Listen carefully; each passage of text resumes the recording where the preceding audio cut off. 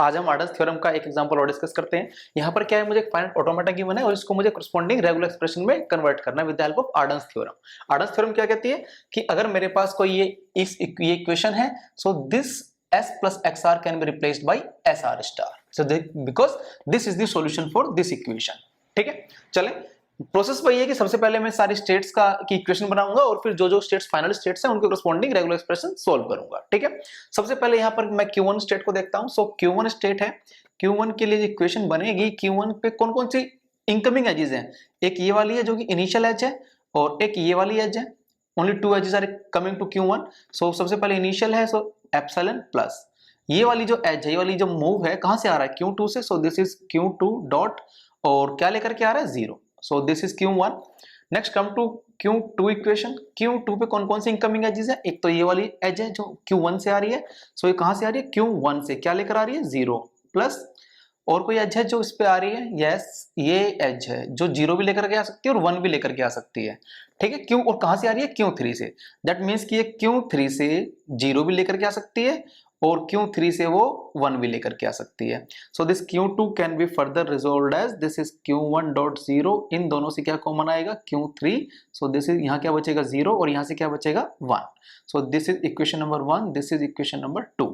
ठीक है, now come to state number 3। Q3 क्या कहती है, Q3 पे कौन कौन सी इनकमिंग एजेस है, एक इनकमिंग एज है जो Q1 से आ रहा है, सो कहां से आ रहा है, Q1 से डॉट 1, क्योंकि 1 लेकर के आ रहा है। दूसरी एज क्या है जो Q2 से आ रही है, क्या लेकर आ रही है, 1 लेकर आ रही है, सो कहां से आ रही है, Q2 से और क्या लेकर के आ रही है, Q1। ठीक है, so this is equation number 3। अब मुझे क्या करना है, मुझे ये देखना है कि मैं आर्डन्स इस पे कैसे अप्लाई कर सकता हूं, आर्डन्स का कैसे यूज कर सकता हूं टू सोल्व दीज इक्वेशंस। ठीक है अब यहां पर मेरे पास जो इक्वेशन नंबर 2 है इसमें Q3 इन्वॉल्व है और जो Q3 है वो यहां पर ये स्टेट है, इसको मैं अगर यहां पर पुट करूंगा तो कुछ आर्डन्स की कुछ कंडीशन बन जाएगी। कैसे देखते हैं एक बार जरा। So putting the value, put value of Q3 in equation 2, in equation 2। ठीक है, सो इक्वेशन 2 मेरे पास क्या है, Q2 is equal to Q1 dot 0 plus में Q3 डॉट 0 प्लस 1। अब मैं इस Q3 की जगह पे क्या रख दूंगा, इस Q3 की वैल्यू, ये वाली वैल्यू।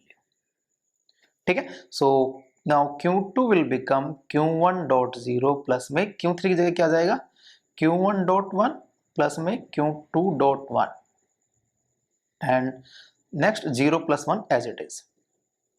अब मैं इसको एक्सपेंड करने की कोशिश करूंगा, जब मैं इसको एक्सपेंड करूंगा तो आई विल बी गेटिंग पहले Q1.1, Q1.1 इसके साथ आएगा, दिस इज 0 प्लस 1, फिर ये Q2.1 भी इसके साथ आएगा 0 प्लस 1।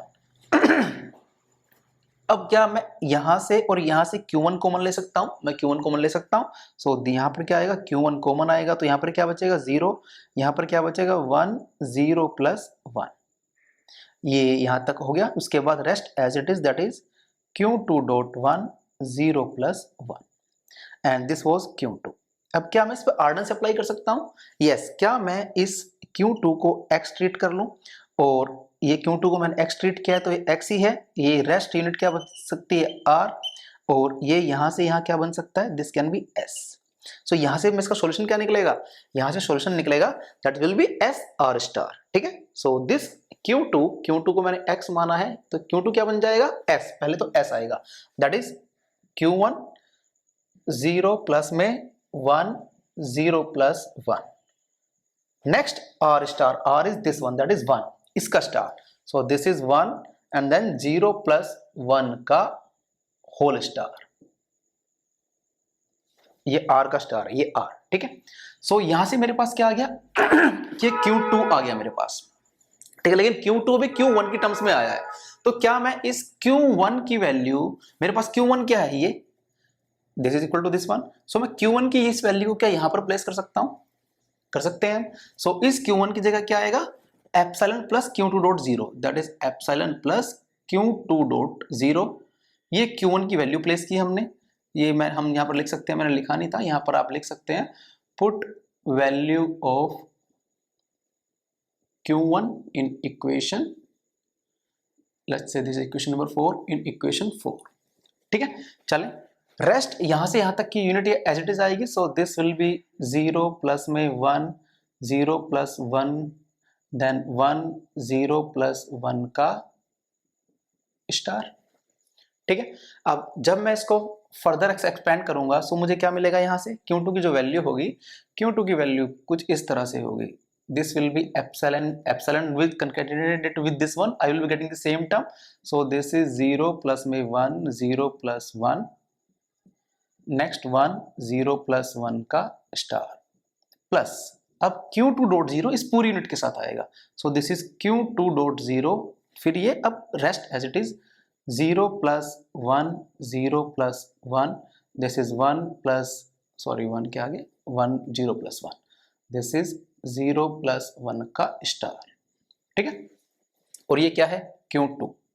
क्या मैं अब इस पर आर्डन से अप्लाई कर सकता हूँ? यस, मैं इस Q2 को एक्स ट्रीट कर सकता हूँ, इस Q2 को मैंने एक्स ट्रीट किया है, ये यूनिट मेरी R बन जाएगी और ये यहां से यहां तक क्या बन जाएगी, S, so Q2 will be SR star, so Q2 will be S as it is, this is 0 plus 1, 0 plus 1, then 1 plus, sorry 1 के बाद है 0 plus 1 का स्टार, ये S लिखा है मैंने as it is, अब मैं R पे स्टार लगाऊंगा, R है यहाँ से, that means 0, और ये यहाँ से ऐसे चलेगा, ठीक है 0, क्योंकि इस पूरे यहाँ से यहाँ तक होल टर्म पे मुझे स्टार लगाना है, this is 0 plus 1, 0 plus 1, then 1, 0 plus 1 का स्टार, देन कंप्लीट का स्टार।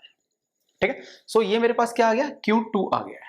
अब हमारे पास कौन कौन सी फाइनल स्टेट है, Q2 और Q3, तो हमें दोनों के रेगुलर एक्सप्रेशन निकालने पड़ेंगे। अब Q2 तो आ गया, अब Q3 भी हमें सोल्व करना है, सो Q3 को सोल्व करने के लिए हम क्या कर सकते हैं, यहां पर हमें Q3 चाहिए। ठीक है, so Q3 is this one, Q3 is equal to Q1 dot 1 plus में Q2 डॉट 1।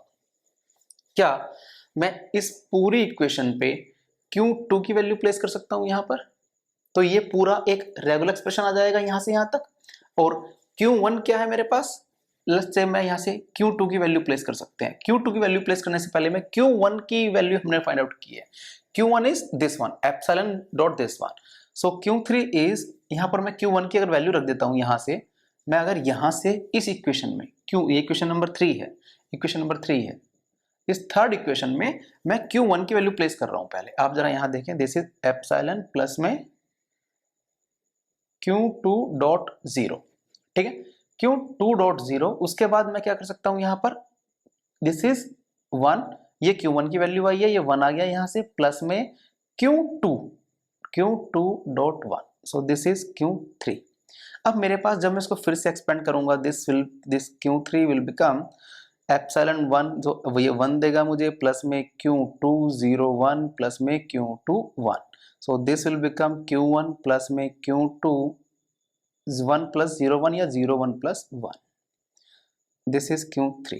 अब मैं इस Q2 की पूरी वैल्यू को यहाँ पर प्लेस कर सकता हूँ, so this will become 1 plus में Q2 की complete unit, that is 0 plus में 1, 0 प्लस 1 क्लोज ब्रैकेट 1, 0 प्लस 1 का star, then this one 0, this is 0 plus 1 and this is 0 plus 1, 1 0 plus 1 का star and then whole star and 0 1 plus 1, this is 0 1 plus 1। ठीक है, सो ये expression किसका है मेरे पास, Q3 का।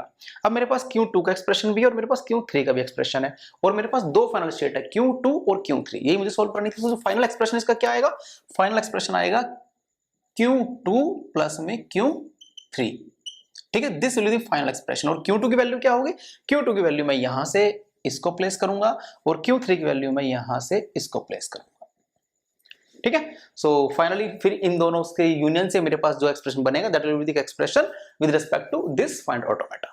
ओके, वीडियो अगर पसंद आई तो लाइक करें, सब्सक्राइब करें और शेयर करें। Thank you.